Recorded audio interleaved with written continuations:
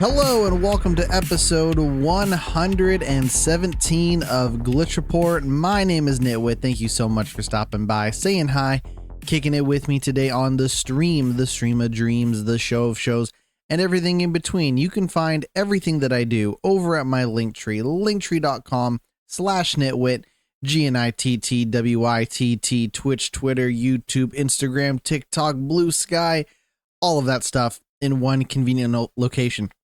Excuse me. Now, if it sounds like the devil and God are raging inside of me, that's because they are. I am not feeling well. The show must go on, all of that stuff. But let me tell you, it's like, how would I describe it? Got a little bit of a sore throat, got like a, the sore throat comes and goes. I probably don't drink enough fluids and hot teas and all of that stuff. I certainly didn't yesterday, despite what I felt like was my best effort, but that certainly wasn't the case. But it's like someone took a belt and like wrapped that belt around my head and just is like squeezing it like a big juicy melon, like a grapefruit, squeezing it like what, I don't know. What do you squeeze? What do you squeeze in these days? You making juices like by hand? Is life giving you lemons? Because life is not giving me lemons at this moment. Though I do have some like lemon honey flavored cough drops, but I figured that wouldn't be a good thing to have on the podcast because you would hear it like rattling around inside my mouth, and I already have bad opinions on video games rattling around inside my mouth, so figure why put anything else in my mouth that's going to just make the podcast worse. Anyways, thank you so much for joining me today. I'm checking my audio. Does it look and sound good? Yeah, my audio looks and sounds good. The audio has never looked better. We got a huge amount of news to get through. We're gonna make this happen today. Damn it. Last week, Xbox had their partner preview program. Really what it was is they hit play on a bunch of trailers for video games not made by Xbox, but instead we're partnering with Xbox. So you can expect a lot of these games that we're going to talk about to be part of Game Pass and day ones and timed exclusives and all that good stuff. Also got some news pertaining to some shutdowns and moving around the game industry. Specifically, Netflix has shut down their AAA game developer studio. You might not have even known they had one. Well, now they don't. We'll tell you more about it in a moment. Ubisoft has reportedly disbanded the Prince of Persia: The Lost Crown team. They have not currently been laid off, but there's been some shufflings. We're going to talk about that.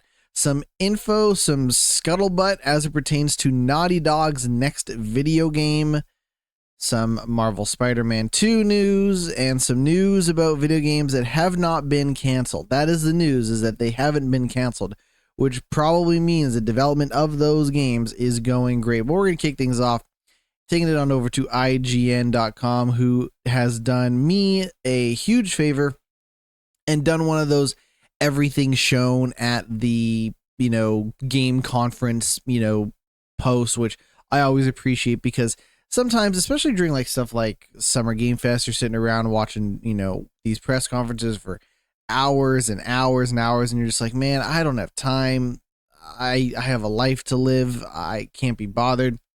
So I really appreciate that they kind of did everything in their power to show off the games in more or less the order that they were, shown in.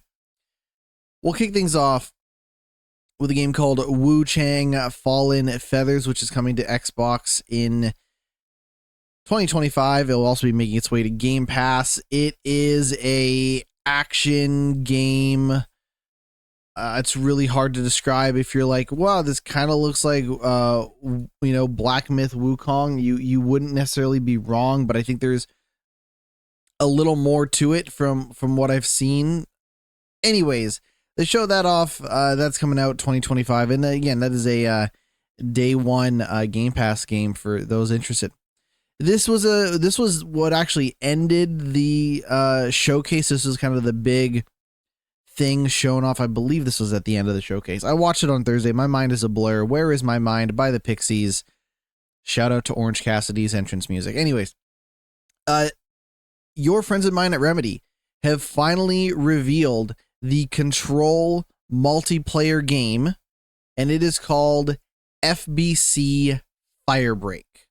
FBC stands for Federo John Favreau, the Federal Bureau of Control Firebreak. This is also announced alongside the DLC for Alan Wake 2, which we're going to talk about in a moment. But basically, as we all know, Control and Alan Wake exist in the same universe. Two great tastes that taste great together. And FBC Firebreak is the new 3-player co-op game. From the looks of things, it is first person. It's like they have gone ahead and made a goddamn first person shooter. It's really hard to tell all the details around it, though a lot of the fighting and stuff that they shown in that trailer looks like you were fighting in the oldest house being the Federal Bureau of Control's big headquarters. 3-player first person, mix of melee combat, a mix of shooting, a mix of your crazy sci-fi powers that were in Control, and to some extent the depictions in Alan Wake 2. That is coming to so this is actually really interesting. They didn't mention this on the Xbox preview program for obvious reasons, but the Remedy really wants people to play this game. Remedy really wants people to play this. So what they're doing is it's coming out on Xbox Series X and S, of course. It was shown at Xbox. It's also going to be coming out on PC, but not just that. It's going to come to Game Pass, and it is going to come to PlayStation Plus. If my info is correct, it's coming to both tiered, whatever you want to call it, services for these platforms. Day one on Game Pass, day one on PlayStation Plus. So they really want people to play this game, and I think it's really smart because this is a multiplayer game. I don't know if you can play it by yourself. I don't know if you can play with computer teammates or whatever.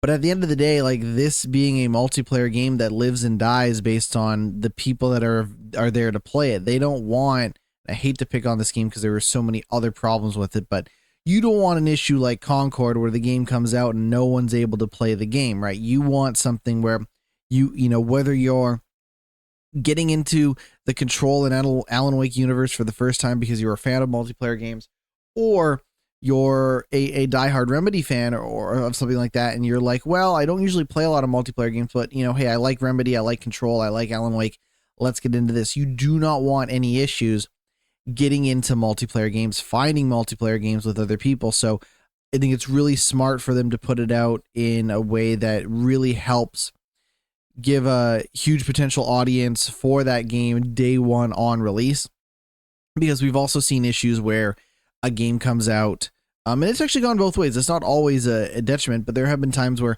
a multiplayer game comes out, maybe it struggles to find an audience, and then it goes free to play, or it goes to Game Pass or PlayStation Plus or whatever. At least this is the biggest shot in the arm, the biggest chance that game is going to get at attracting an audience day one. I also don't know what this means for monetization, if they know that they're not going to be selling potentially as many copies of the game because they're giving so much of it away through Game Pass and PlayStation Plus. If they're going to be charging you shit out the wazoo for, skins and guns and outfits and whatever else. I don't know. But from what I've seen so far, it looks fair, somewhat faithful to what I know Control and that universe to be, the combat and stuff. Am I super interested in playing anything resembling a 3-player co-op first-person shooter at the moment? Not necessarily, but from what I've seen, I don't know if I could ask more from Remedy, especially considering this is their first time at a multiplayer style game. They also showed off the Lake House. The Lake House is the new DLC for Alan Wake 2, a darker tone, a more return to horror elements compared to the DLC that has already come out for Alan Wake. That DLC is out now, and you should check it out. I should probably check it out. I think Epic Games, and I'm sorry for fact checking in the middle of this podcast, but I believe the Epic Game Store is running a Halloween sale, And I believe as part of that Halloween sale, they have stuff like Alan Wake, and I believe Alan Wake's DLC. Don't quote me on that. Alan Wake. I'm going to type in Alan Wake 2 into my computer and see what comes up. Yes, Alan Wake 2 is on sale, and the deluxe upgrade. Ooh, that That Alan Wake 2 DLC is only $13. I'm going to add that to my cart. I'm going to buy that right now on the podcast, because I have heard good things about the Alan Wake DLC. I just haven't had a chance to play it. So that's what I'm going to do. Because I think both of those DLCs came out this year. So it's not like I'm like behind on anything necessarily. And also, as you know, Alan Wake 2, a hell of a video game. Perhaps one of the greatest video games of 2023. So I would be a fool not to scoop up this DLC that's regularly $26.80 on sale for like $13. And I also have $1 of my Epic Rewards cash back. So that's fun. Anyways, I'll complete the sale un momento, maybe during a break or something. But anyways, hey, check out buy digital video games when they're on sale.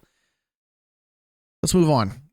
Chronos: The New Dawn was announced. If you don't know what that means, that's okay. It is a third-person shooter. It is a horror game from your friends and your newly made friends over at Bloober Team. Bloober Team, of course, the folks that made the Silent Hill 2 remake. They are now re-entering the world of sci-fi horror. This is not their first sci-fi horror game. They also did the first-person horror game Observer, starring Rutger Hauer, of course, the star of Hobo with a Shotgun, among other things. I think that's probably the only thing I've seen Rutger Hauer in is Hobo with a Shotgun, which that might as well be a horror movie too. I believe George Stroumboulopoulos is murdered with a hockey skate in that movie. Anyways, so this is not Bloober Team's first dance when it comes to sci-fi horror, because they did do Observer. But this is a more third-person style shooter with horror stuff in it. And it's sci-fi. That is coming out in 2025. They showed off some more Yakuza Party Like a Pirate. What's that game called? Like a Dragon Pirate Yakuza. And one of the things they mentioned is that game has actually been moved up to February 21st for an earlier release date. 2025. That's PC, that's PlayStation, that's Xbox. And it looks like they're going to try to incorporate elements of games like Skull and Bones and Assassin's Creed into it, which makes sense because those are both pirate games, and Yakuza Party Like a whatever that game, Yakuza Like a Dragon Pirate Yakuza is also a pirate game, hence the name. So it would only make sense to incorporate elements of Skull and Bones and Assassin's Creed into the Yakuza game. Quick announcement that Animal Well, one of the best games of this year. I don't take my word for it because I haven't played it, but that's what other people say. Animal Well is now available on Xbox. A new game called Blind Fire, which is a new team-based shooter. It's a very colorful game. Has been announced for early access, coming out on Xbox Series X and S and PC. Might be coming to PS5 down the road, but I can't confirm. Now, this is probably, I would say, obviously the Alan Wake stuff and the Control stuff is very, very exciting. Don't get me wrong. I'd love that they're doing a Yakuza pirate game, but this immediately kind of jumps out to me as one of my most anticipated games coming out of, especially this Xbox preview program, Xbox partner program, partner preview, whatever the fuck they called it. My mind is a blur. Mouse PI for Hire. Now, if you don't know what Mouse PI for Hire is, I would recommend you use whatever device you're currently using to listen to this podcast, unless, of course, you've somehow converted this podcast into a vinyl record and you're listening to it in an analog format for all the warm tones that one can get out of analog formatting. Mouse PI for Hire is a first-person shooter taking heavy influence from classic Mickey Mouse cartoons and Cuphead, a black and white style, cartoonish style That game looks really, really neat. I hope that it is good because it would be really fun for that game to be good. That's coming out in 2025, and it's coming out on a variety of platforms, not just Xbox and PC. I closed the tab that I was just looking at for the Xbox partner preview. Let me reload that. Oh my goodness. Anything else really stick out? Phasmophobia is coming to Xbox. Subnautica 2. Subnautica, if you've never played Subnautica, is a first-person survival game with a heavy influence on exploring the ocean and survival and all of that stuff. That game is going to take place on a new planet, and it'll feature co-op, and it is coming out in early access in 2025. I never played Subnautica before. This game looks really neat. Wheel World, which is a bike racing game, that's coming out on Game Pass next year. Xbox Series X and S, PC, and Game Pass in early 2025. It is a very colorful, cartoon-ish art style. Not cartoon-ish the way something like Mouse PI is, but it's got a nice, vibrant look. Different bike options, racing through this colorful world. Looks really neat. That Wheel World coming out 2025. I think that is going to probably wrap up the stuff that really caught my eye during the Xbox partner preview. Let's take it on over to your friends and mine at Video Games Chronicles. As always, shout out to Video Games Chronicles. More specifically, let's talk about Guerrilla. So Guerrilla, if you don't know them, they are the Killzone people, and most recently they have been the Horizon people. And Guerrilla have actually gone back to talk a little bit more about their past, and specifically Killzone, saying that they are done with Killzone. And this is coming from the art director, who also says they prefer working on Horizon. They said, as a studio, we needed to refresh the palette. So Video Games Chronicles is pulling this story from an interview with the Washington Post, in which art director Roy Postama, who has worked at Guerrilla for 24 years, says that following the release of Killzone Shadowfall on PS4, the studio decided it no longer wanted to work on the Killzone series.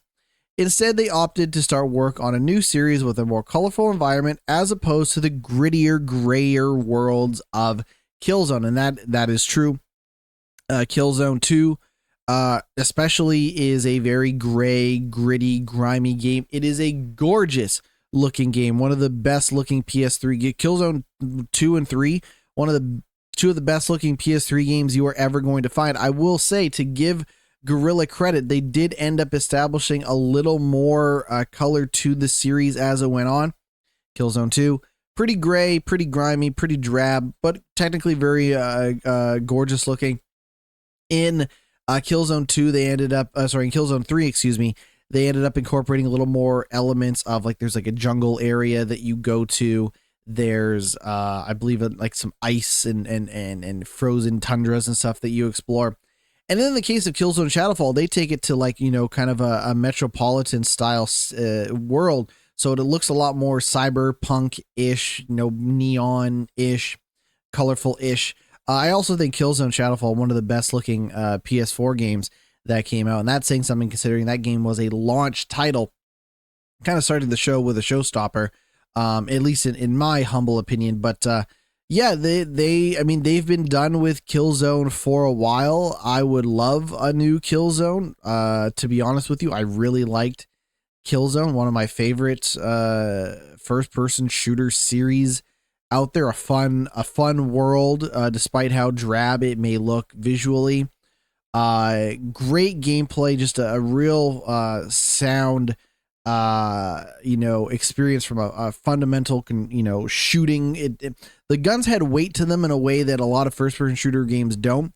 So it really felt like you were shooting some badass guns in Killzone, which was a lot of fun.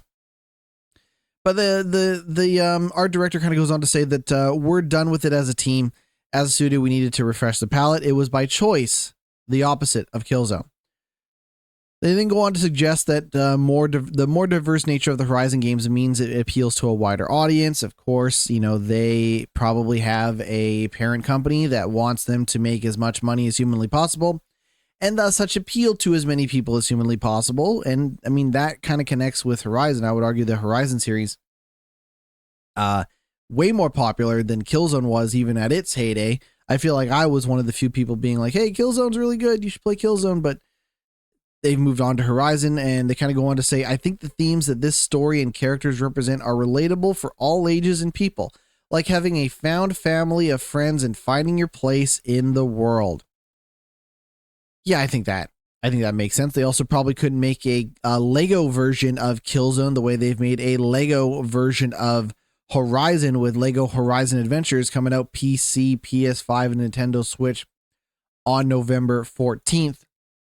But I just, want to say I really liked Killzone. I thought Rico was one of the worst video game protagonists of all time. Like, and there's spoilers for Killzone 2, but Rico, one of your squad mates, fucking sets off a, kind of a series of events that fucks everybody in Killzone.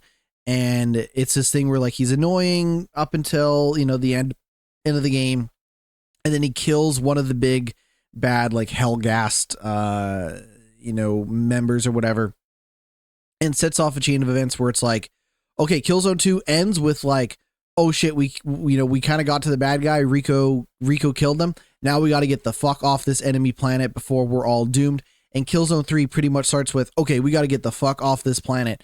I loved Killzone 2 and 3. The multiplayer, so good with the way they mixed and matched different objective types and stuff into the game naturally. So it wasn't just playing deathmatch or capture the flag or domination. You're kind of mixing and matching. Oh, I love Killzone. Killzone Shadowfall is okay. I like Killzone Shadowfall all right, but Killzone 2 and 3, those are my jam. Netflix has shut down its AAA Team Blue studio. The studio said the Overwatch executive, producer, and God of War art director were among the ranks. No longer working on a game. Now, this originally launched in October of 2022. Later, April 2023, Halo veteran Joseph Staten, who had worked as a writer and cinematic director on the first 2 Halo games and was serving as Halo Infinite's head of creative before stepping down, also joined the Netflix studio.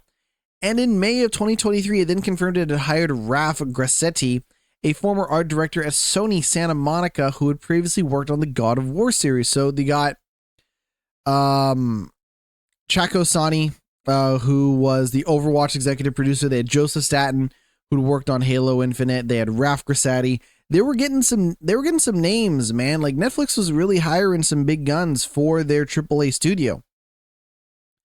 However, according to Steven Sotillo's reporting over at GameFile, his newsletter, all 3 have now departed Netflix and their studio has been closed down.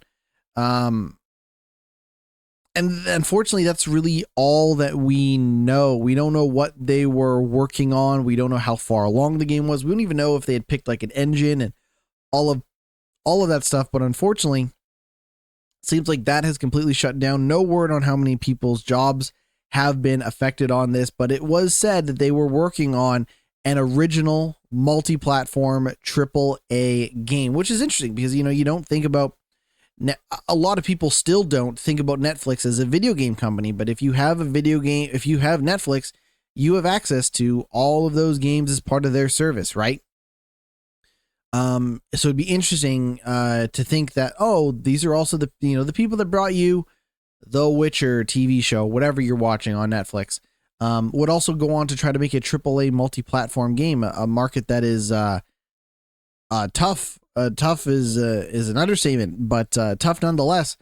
To see it kind of crash and burn after putting out all those, grabbing all those big names. Unfortunate. I wish everybody the best of luck over there. Speaking of wishing people the best of luck, Ubisoft has reportedly disbanded the Prince of Persia: The Lost Crown team. It's claimed that low sales meant that a sequel was not in the books. Eurogamer received a statement from Ubisoft. I'm going to read that statement in just a moment. But this originally came from the French YouTube channel Origami, which reported the news on Tuesday, citing sources including multiple developers from Ubisoft Montpellier. The game's initial sales were lower than expected, meaning any possibility for a sequel was effectively ended within the weeks of the game's release. Report says that some members of the development team pitched a sequel, which turned into a pitch for 2 DLC expansions instead. It claims that Ubisoft's justification for rejecting the sequel pitch was that the release of the sequel would cannibalize sales of the original game, which are already lower than expected. So my understanding is, reading that, is Ubisoft, expects that game to sell a little bit more over time, maybe buzz around Game of the Year. I know a lot of people really liked Lost Crown, stuff like that. Maybe that's what ends up happening. But the idea that a sequel would come along and eventually cannibalize the sales is like, dog, how long do you think it's going to take to put out this game? Like, that game's not going to come out for years anyways. Like, I would say 3 years minimum. I don't know how big the team is. I don't know how long it took them to make the original game, but come on, like, how long could it possibly take? I can't imagine sales wouldn't have already dried up, well before a sequel came out, but maybe I'm wrong. Maybe Ubisoft has the data. The Lost Crown didn't suffer from production issues, and that the team really enjoyed making it, which is a shock considering how some people feel working at Ubisoft, but nonetheless. So what we kind of know right now is the statement that Ubisoft put out. They put out a statement to Eurogamer saying, Prince of Persia: The Lost Crown is now at the end of its post-launch roadmap with 3 free content updates and 1 DLC that released in September. We are now focusing on making the game available to more players. It recently launched on Steam and will be available on Mac this winter. Most of the team members who worked on Prince of Persia: The Lost Crown have shifted to other projects that will benefit from their expertise. We know players have a love for this brand, and Ubisoft is excited to bring more Prince of Persia experiences in the future. They also have that Rogue Prince of Persia game, if that is your thing. And they're also working on that Sands of Time game whenever that comes out. I'm assuming the Sands of Time will have scattered to the wind long before that game comes out, but hey, maybe Ubisoft can pull out something. Wasn't that the game that they showed this year? I believe, yeah, Sands of Time was the game that Ubisoft showed at their Ubisoft Summer Games Fest event, and it was just a trailer, and then it said 2026, and you're like, I'm going to be dead by 2026. Like, what are we even doing? Which is a question I often ask myself in relation to Ubisoft anyways, but that's just a regular episode of the Glitch Report podcast for you. Naughty Dog's next game will reportedly, quote, offer a lot of player freedom. The Last of Us studio has multiple single-player titles in development. Now, that's according to MinMax founder Ben Hansen, who said he'd received some information about the secretive project from somebody very in the know who worked on the game. This is what they had to say. The tone was like, you are all not ready for how amazing this is going to be. And the tone was, I'm not going to say the game that they referenced to compare it to because I don't want people to be like, MinMax said this is going to be exactly like this, but they compared it to a game with a lot of player freedom. Hansen added that the game's upcoming Naughty Dog game wasn't compared to Hitman. So I guess if we're talking games that offer a lot of freedom, a lot of openness, it is not like Hitman, even though you saw a little bit of that influence in some of the stealth and in some of the presentation in stuff like, Uncharted 4 and The Last of Us. Naughty Dog head Neil Druckmann said last year that he'd like the studio to focus less on traditional narrative in future projects. So potentially this idea of more open games, more open world games that maybe don't have a traditional, traditionally paced and presented story. So the kind of the comparison was that Neil Druckmann was really interested in, how Elden Ring told its story and kind of conveyed its world, to which I say, they also compare it to Inside, and to which I say, Elden Ring is one of the few games that can convey a sense of world and story without anything that directly guides the player's hand, compared to something like Uncharted, where it's like big set piece moment, cinematic cutscene, big gameplay moments, whatever, cutscene. Nathan Drake makes a joke while he shoots a guy, cutscene, right?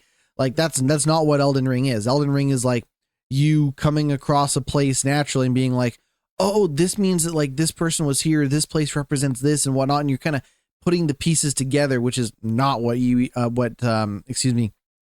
Naughty Dog has done with the past. But I wish them the best of luck. That is an ambitious way to tell a story by simply moving away from the traditional narrative ways to tell a story. I think this is something that Neil Druckmann said. He said, I think some of the best storytelling in The Last of Us, yes, a lot of it is in the cinematics, but a lot of it is in the gameplay and moving around the world and understanding a history of space by just looking at it and examining it. A great example is you come across a house in The Last of Us. You go in the house and you see the drawings of the kids' drawings in the bedroom, or you see a note that the husband left the mother, or whatever the case, and you kind of piece it together like that. I don't know if they would be able to tell a cohesive story using a lot more of those elements, but they were definitely present in something like The Last of Us, which is definitely something that Elden Ring takes to a next level, and other games do as well. It just remains to be seen if they can pull that off. Kind of adds to me that right now is some of the best joy I get out of games. Those that trust their audiences to figure things out, that don't hold their hand. That's the stuff I'm really intrigued by going forward. And I'll say that, like, we have seen a rise in that in gaming. I think one of the things that people push back AAA gaming for is because they are often holding their hand and treating treating their audience like their children. It's kind of the reason, not to compare, but it's kind of like how when I watch All Elite Wrestling, they assume that I'm watching Dynamite every week. And I am watching Dynamite every week. Though I can imagine for people who kind of tune in and out, or people who maybe don't pay that much attention throughout the episode, they'd be like, wait, what's going on? What is all this? But like, All Elite Wrestling assumes that you are watching the programming and, produces storyline and content around that assumption. Compare that to something like WWE, which feels the need to have everything and everyone tell you everything that's going on and why, fairly verbatim at this point, whether it's the announcers or commentators or backstage segments or whatever. It's always like, hey, remember we're doing this or we're doing this. And it's like, no, I get it. Why don't you like show, don't tell a little bit more? And that's really what it comes down to, right? Are you showing people the story and letting them piece it together themselves, or are you telling that story without much player agency or player discovery? I wish Naughty Dog the best of luck. It would be really awesome if they worked on a single player game that came out anytime soon, but I don't know if that's necessarily going to be the case. But apparently the new one will have a lot more player freedom. Rebel Wolves is the new team made by former Witcher developers, and they have partnered with Bandai Namco to publish their upcoming medieval fantasy RPG being made in Unreal Engine 5. It's also being set in Europe. There's really not a whole lot to go off of other than, that. But, The Witcher takes influence from European medieval times all the time, right? And obviously this is not too out of the wheelhouse for people who worked on The Witcher before. So this only makes sense. I am interested to see how it goes. Unfortunately, not all games by former Witcher developers have turned out to be great. I am, of course, talking about that one game. Oh, Seven, the like sci-fi stealth action RPG. Yeah, I didn't think that game was very good. Bloober Team is back in the news after we just talked about them, saying that they are done making shitty games. That's their words, not mine. I think shitty is a bit harsh to describe some of Bloober Team's past work prior to Silent Hill 2, but hey, they said it. They said, we want to find our niche, and we think we found our niche. Well, that's great. I still haven't found mine. If you know where to find a niche, let me know. So this was speaking in regards to, they were speaking to GameSpot in the wake of its newly announced horror title, Chronos: The New Dawn.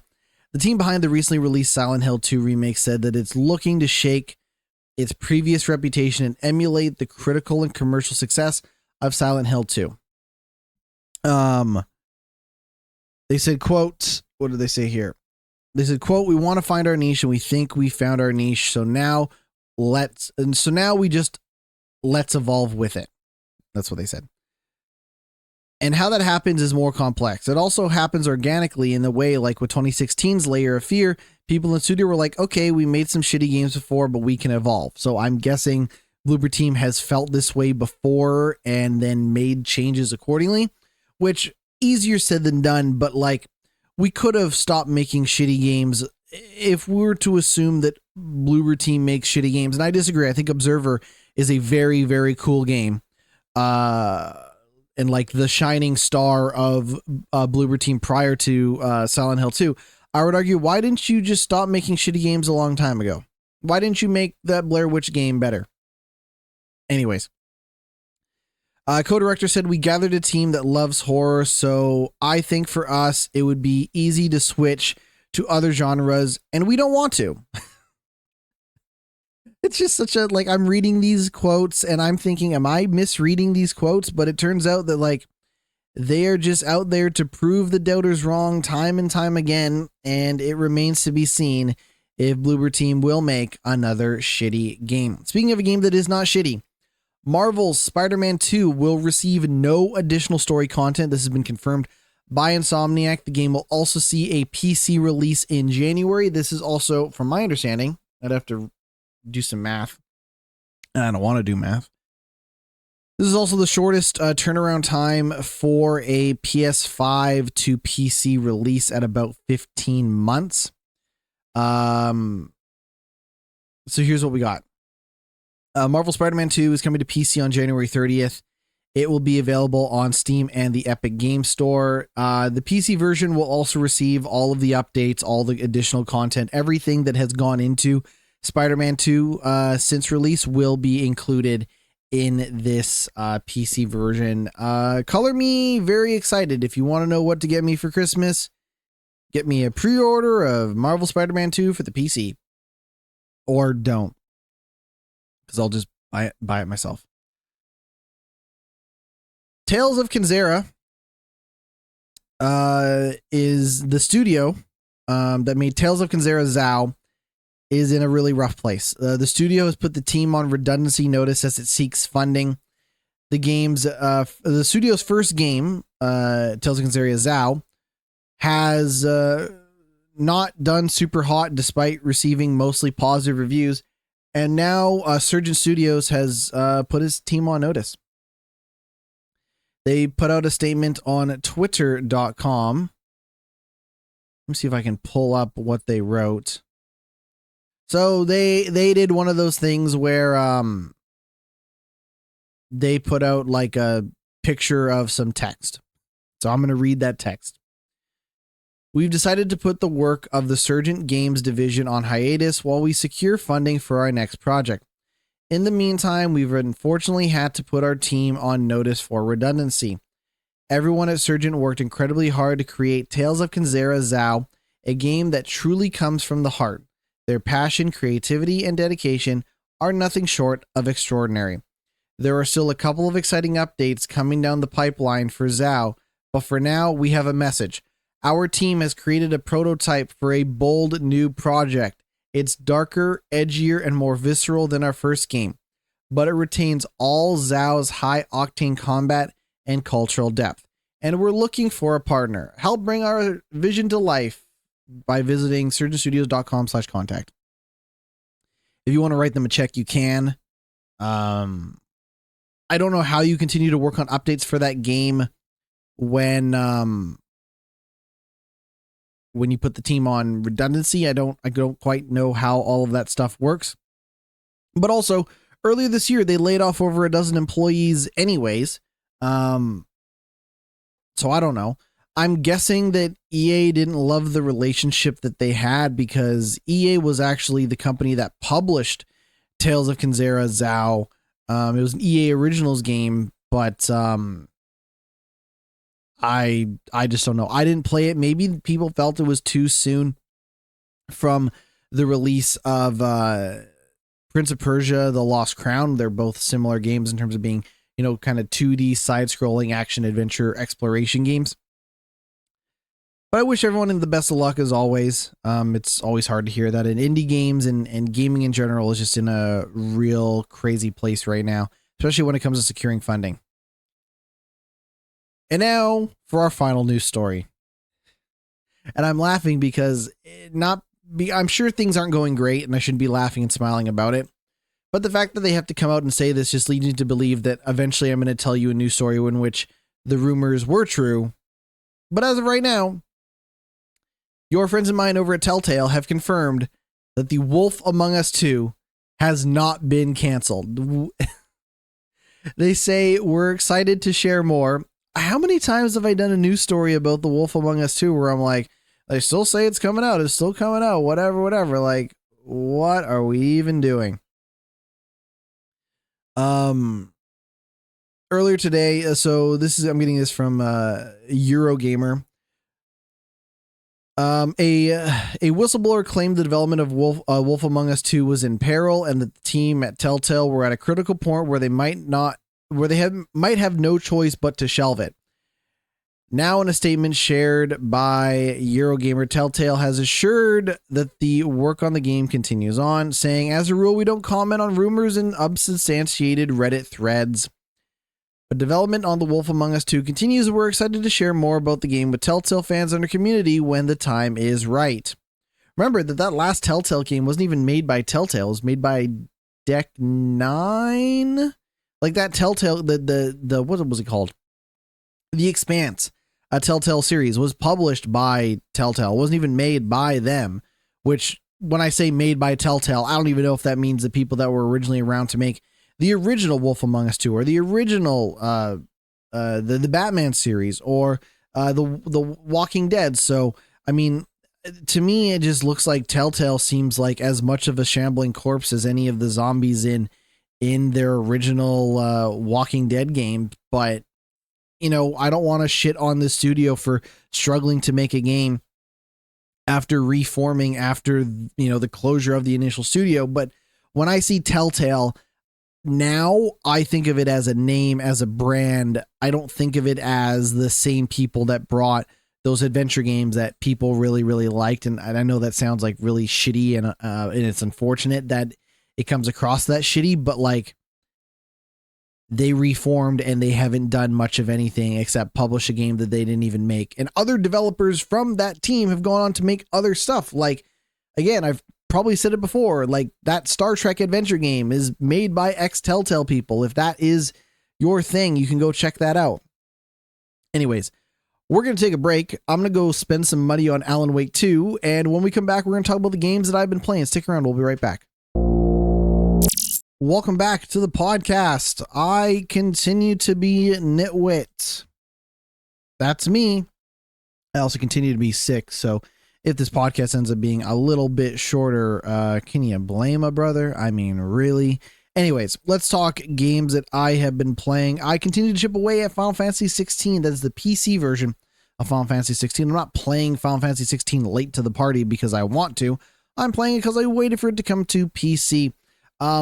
I definitely got over one of the big hurdles in the story in terms of just like, man, like this just feels like a side plot that is completely unnecessary. And to be honest, it kind of did, but then the story definitely picked up some huge moments. Characters are starting to meet their fate, among other things, and definitely picking up. There's also a kind of change. The story changes in a way that I think is kind of interesting, and I'm curious to see where it goes. But I don't have a lot to say about Final Fantasy other than I think the game is a little slow from a plot standpoint. There are a lot of cutscenes. Some of these cutscenes get pretty long on top of that. But I think the production value, like they're gorgeous looking cutscenes. Like they're really awesome to look at. So like, it's one of those things where it's like, well, I'd rather play the game, but looking at them, they're gorgeous looking cutscenes. They're well produced, well shot, incredible voice acting, great music. Like it's top notch stuff. But at the end of the day, you are still watching some cutscenes.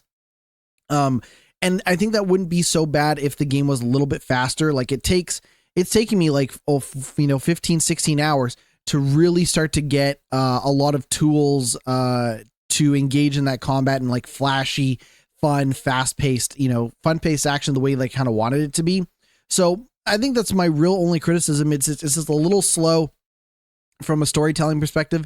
It's a tad slow with the way it kind of doles out your combat abilities and upgrades, and then it's kind of marriaged up with a lot of cutscenes and stuff like that, which may or may not be your thing. That all being said, I am back on board with Final Fantasy 16. I am so excited to play more of it. I'm really, really enjoying it. Now that story seems to have clicked into a new gear, I will say that every time that story has, reached something that resembles a crescendo and then taken it down a notch, the next time it is ramped up, it is crazier and more exciting and more action packed than the last time we reached a peak in the story. So it's almost a scenario where it's like incredibly high highs and then the lows get a little low, but then it kind of picks back up and it's like, oh, now this is crazy. And like this is the true nature of this person. And now you got this ability and this power up and you're doing this crazy boss fight and all this stuff. Like it is meeting the player where it is. It's just, I think in a scenario where it maybe asks a little too much of the player from a patience standpoint throughout some of the main story. It wouldn't be so bad if it was just like, this is how I felt about the side content, but it's also how I feel about some elements of the main story. But like, in general, I'm still really, really enjoying Final Fantasy 16. I'm still making progress. I'm still chipping away at it. Unfortunately, not a game that I'm going to get finished in time for Black Ops 6, but that's okay. Without a doubt, Final Fantasy 16 is getting finished sometime this year. Believe you me. I want to move on to another game that I've been playing. So I wrote this article, and it is called, "I Would Let Diablo IV Ruin My Life If It Could." And this is an article that I wrote over at bigredbarrel.com. One more time, that is bigredbarrel.com. And I wrote this article because I felt like from a live service, always online kind of lifestyle game, Diablo 4 wasn't doing a lot to suck me into it. Some of my criticisms were around how, like, I think the monetization isn't very exciting. Like, I don't think there's much of a reason to spend money in that game, which you might think, GnittWitt, you goddamn dummy. You already spent like $100 Canadian buying the game day one on release. Like, how much more money do you want to give them? And to be honest, like that, like it's not even about the price necessarily, though I think the pricing for some of the extra stuff you can buy is a little whack too. I just mean that like Diablo 4 is a top-down action RPG dungeon crawler, and your character is just far enough away from the camera that I'm thinking, why would I ever buy skins for my character? Why would I ever buy costumes? I'm like blowing up like hundreds of skeletons and demons and doing all this crazy shit that's happening on screen, and I'm from a top-down like bird's eye view perspective. Why would I need to change the costume necessarily? And I'll also say that like while the premium costumes that they're selling seem a little more interesting and a little bit better than when the game first launched, it's still not something that like immediately grabs me. The other criticism I had was the way that the seasonal content and the battle pass works. So I put like 100 hours into my main character, who is a sorcerer in Diablo 4. I have messed around here and there with other characters. I ended up deleting them because I was like, I think if I make a new, because my thought process was, I'll mess around with a barbarian or a rogue or whatever, but I was like, I'm going to delete this character because if I really want to get into this character and know like how the sorcerer works or the barbarian works or the necromancer works, I want to like kind of eat, sleep, and breathe that character and fully commit to it versus like, okay, I played that for 15 minutes. Now I want to go back to my sorcerer who's way more powerful and has all these unlocks and all this stuff. And then I was kind of looking at where Diablo 4 is at. They have that expansion that came out that looks good. That looks really, really good. I haven't bought it yet. I haven't played it. It's like $50-$60 for that, expansion, which comes with a new area to explore, new world to explore, new character, continues the story of the main game, all that stuff. Have not bought it. But I was also looking and I was like, okay, well, where is this game at from like a seasonal perspective? Like how long do I have to grind out a battle pass if I wanted to grind out a battle pass? how long is the season going on for if I wanted to get into the seasonal content. And from the looks of things, I think the season is running until like January. So I still have a lot of time. So what I decided to do was make a new character in Diablo 4 and really kind of dive in headfirst into that seasonal content and see what is available and see how it makes me feel as someone who was fairly content with just running through the set gameplay loop and set stuff in the game with multiple characters outside of any seasonal content. Like, you know, when I played Diablo 3, I hit max level. Like, I played the fuck out of Diablo 3 because I hit max level with every single character. But the other thing is that the way the game worked is once you started to receive permanent upgrades for characters, it actually carried over from class to class. So if I spent a lot of time with, say, a barbarian and got that barbarian to a paragon level. So the way the game works is you have your character level, which maxes out at level 60. After that, you earn something called paragon levels. And those are the next thing that you level up that you can apply to every character once they hit that level. So for example, if I was playing my sorcerer and I had hit level 100 paragon with that sorcerer, once I hit level 60 with whatever the next class was that I was playing, I would be able to reapply all those paragon points to that character, even though they had not personally got to paragon level 100. The catch is that paragon points do not translate over from seasonal characters to regular characters, which means that when I made this new character, the rogue, I then had to continue to level up, which, I mean, you're going to do that anyways as you play the game. You're always leveling up. You're always getting new weapons and equipment and levels and all that stuff. But it meant that none of my sorcerer paragon levels carried over to my rogue, which fine. I'm curious to see how that works once my rogue becomes a regular character once the season's over, but we'll find out. Long story short is I was like, well, what can you do in this new season that you cannot do with a regular character? What does the battle pass look like that you cannot experience with the regular character? Like, how is it that they've structured it this way? Like, what do you get out of it? And the thing I would say is that, like, a lot of the stuff they have structured these seasonal content around is the idea that you are starting from scratch. So they're rewarding you. They give you challenges and rewards based on hitting level 60 for the first time with that seasonal character. And a lot of the challenges and upgrades are around you replaying stuff like you would with a new character, but in the context of that season, which to me was kind of my problem originally. I was like, let me just play this stuff the way I want. Like, don't let me worry about, finishing all of the stuff I want to do in a 3-month period because I chose to make a new character. However, looking at all the challenges and the milestones that they give you achievements for and rewards for, a lot of it is based on the idea that you are starting from zero as you go about your seasonal character. There is a system in the new seasonal content where you are earning reputation, and this guy will give you bonuses once you achieve milestones in that reputation grind. This reputation does not carry over into the regular characters. You cannot earn reputation unless you are a seasonal character. So it's basically this one guy. They added this seasonal content is a bunch of challenges based around you being level 1 and grinding your way up, whatever. And then you go talk to this guy occasionally. And it's like, oh wow, now you're rank level 5 with me.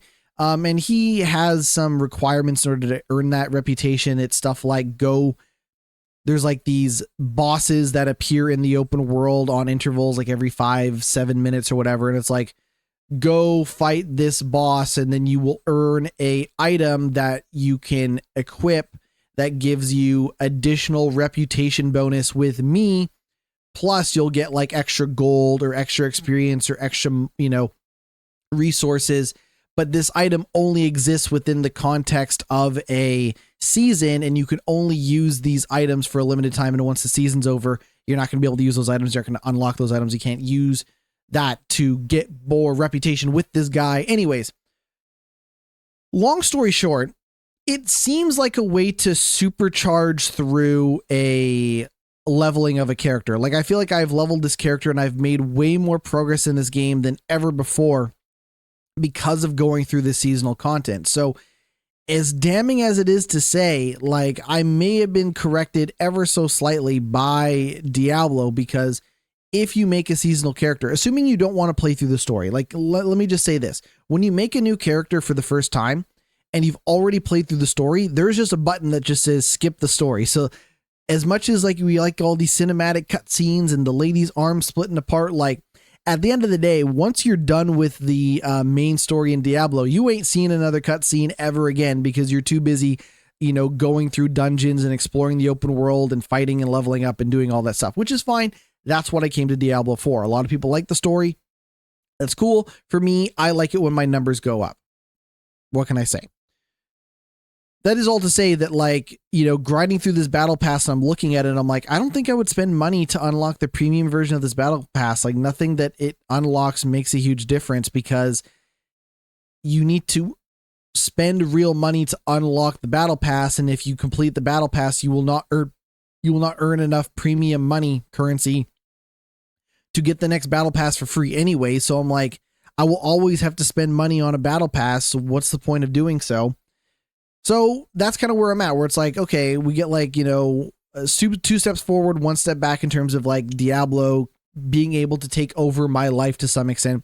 I want to say I've put like 11 or 12 hours into this rogue character. I did hit max level with this rogue character. I have hit max level with my rogue, and I continue to earn Paragon points, and I'm sure it won't be long before I've earned more Paragon points than what I had on my main sorcerer, which means maybe my main sorcerer will get more powerful once I switch back to them after the season's over. I'm not too sure, but with the way it doles out, like, all these different experience bonus boosters and all of this stuff, like, it really feels like the seasonal content at least tries to respect your time in getting your new character to max level significantly faster than when I played through the main story the first time in Diablo 4. So in that sense, like, I'm kind of back on my Diablo bullshit in a way that I kind of wasn't expecting, especially after having written that, especially having written that article that's up on Big Red Barrel. They're also doing like a Halloween event that's happening for like a week. I don't know if I necessarily want to fuck around with, you know, spending my Halloween time grinding out whatever their seasonal event is, but there's a chance that I'd be spending that time grinding out this, you know, the stuff in Diablo 4 anyway. So we'll see. But, in a way, it's funny to like write this article, and then it's almost like, you know, this, like, you know, I could almost, probably the best way to describe it is almost like this Treehouse of Horror, where it's like, okay, I wrote about how like Diablo 4 isn't taking over my life, and then slowly Diablo 4 finds ways to take over my life anyways, which is fun. Like, I'm enjoying it. It's a great game, and it's a way better game than it was when it originally launched. But that's kind of what I've been doing. So it's an unfortunate scenario where, like, you know, Final Fantasy 16 keeps getting better and better and keeps improving, and it's the story is in a great place, and I'm excited to see where it goes. But also, Diablo 4 has just managed to sink its teeth into me in a way that I honestly wasn't expecting, especially considering I didn't even buy the expansion. Think about what I would be doing with my time if Diablo 4 didn't have an expansion that I could go out and buy, right? I'll probably end up buying that expansion down the road. We'll see. But that's kind of where I'm at. Final Fantasy 16 on PC, Diablo 4 still going strong. The GameSir G8 Plus continues to be a decent controller. It's a little heavy. I found my arm getting like, I'm like laying in bed on my back playing it, and I was like, oh, this is like a little heavy. Like, my hand almost fell asleep holding it. I don't know if this is because I am a weak baby gamer or what, but I continue to enjoy the GameSir G8 Plus. I've been playing Final Fantasy Tactics on my iPhone 16 Pro emulated through the PS1 emulator Gamma, which I don't love Gamma. I think it's I kind of think it's kind of a shitty emulator, but whatever. It's the one I invested in, so I'll continue to play that. But Final Fantasy Tactics is that turn-based strategy game by Square Enix and set in the Final Fantasy world, and I've been enjoying that. Very early on in that game, I'm just going to keep plucking away at that. It's very easy to be like, oh, I'm going to do like one battle, and then I'm going to go to bed. right? Or in that, I think last night I played 2 battles and then went to bed. Balatro still going strong on Balatro. I am so fucking close to getting a win in Balatro. I feel like I get so close. I get to the very last game in Balatro, and then I lose in a hilariously pathetic way, or pathetically hilarious, hilariously pathetic. Either way, I get so close to it, and jaws of defeat just gobbling me up. But that's okay. I'm still really enjoying Balatro. Balatro will almost certainly end up on some sort of game of the year list for me in one way, shape, or form. Locked in. We're going to lock it in right now. I know some people are doing their game of the year locks right now in terms of what's going to be on their list. You've heard it here first. Balatro is one of the best games that I have played this year, and it's going to be on my game of the year list. I've also dabbled a little bit more in a little game called Pal World. I hope Nintendo doesn't sue me for playing Pal World. I couldn't tell you if much of anything has changed in Pal World. I don't know, but I did jump back into Pal World recently, and I've been enjoying that. There's still a lot of things for me to do. There's still a lot of guns that I can make to give to my pals if I want to. Not Chimchar, there's a monkey guy. I have a little monkey. I have he's like a plant. He's like a monkey guy who uses plants, and he's really good at helping me around my base. I think he's really good at like mining stuff. Anyways, I could make him an assault rifle if I wanted to, and maybe one day I will. But I've been, also picking at that as well. So I'm playing a ton of games. Like, it's not a scenario where I'm just like grinding away at just Diablo 4. I'm chipping away here and there at other games. Maybe it chipping away at like 4 games at a time. Pal World, Diablo 4, Final Fantasy 16, and whatever I'm playing on my phone, Balatro, you name it. Like maybe that ultimately distracts from finishing something like Final Fantasy 16 in preparation for something like Black Ops 6, which is coming out tomorrow night. I believe Thursday, 9 p.m. Pacific Standard Time is the unlock time for that game. I will be there with bells on. I really, really want to get through at least the story as quickly as I can so I can focus on playing some more of that multiplayer, but we shall see. That's coming out damn soon. And then Halloween, we are going to see Dragon Age the Veilguard. In a perfect world, and I don't know if this is going to happen, in a perfect world, I would be done, or at least done enough of Black Ops 6 to write my review for Black Ops 6 over on bigredbarrel.com. One more time, that is bigredbarrel.com. But we shall see. We'll see how long that story is. The story can't be that long in Black Ops 6, like maybe 6 hours, absolute maximum. Depends how much of the multiplayer I get into. And I'm going to tell you right now, I know that they're bringing back zombies with the round-based survival zombies mode in Black Ops. I have never, ever been a zombies guy in Black Ops or Call of Duty of any kind. I am not interested in the way that they depict zombie shooting action in Call of Duty. It will probably mean I'll need to mess around with it a little bit, especially in order to review the damn game. But yeah, I'm not looking forward to Call of Duty Zombies. It's just not my bag, baby. That's going to do it for the podcast. This has been a little bit of a shorter one, but that's all right. I have been GnittWitt. You can find everything that I do over at my Linktree. That is linktree.com/GnittWitt, GnittWitt. Twitch, Twitter, YouTube, Instagram, TikTok, Blue Sky, all of that stuff in one convenient location. I'm going to go. I also probably got to play through that. You know what? Also, for next week, if I can, I'll play through more of that Alan Wake stuff, and I'll let you know how that goes, considering I just bought that damn DLC. Anyways, that's going to do it for the podcast. I've been GnittWitt. Enjoy everything that you do when it comes to games, and I'll see you next week. Take it easy.